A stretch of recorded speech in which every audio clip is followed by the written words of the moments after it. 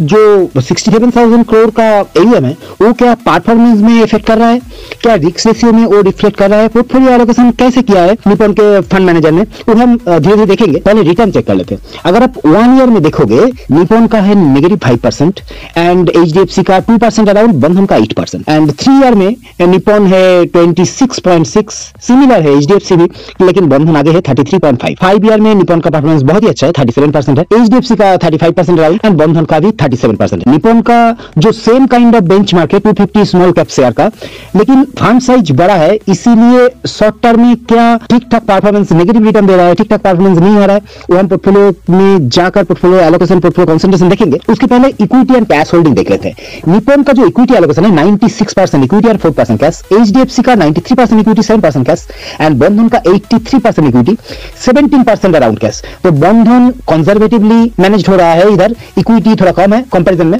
And cash थोड़ा ज्यादा, लेकिन फिर भी बंधन का जो परफॉर्मेंस है इक्विटी कम होने से भी इसका 1 ईयर, 3 ईयर एंड 5 ईयर में कंपैरेटिवली बेटर परफॉर्मेंस। अब देखते हैं पोर्टफोलियो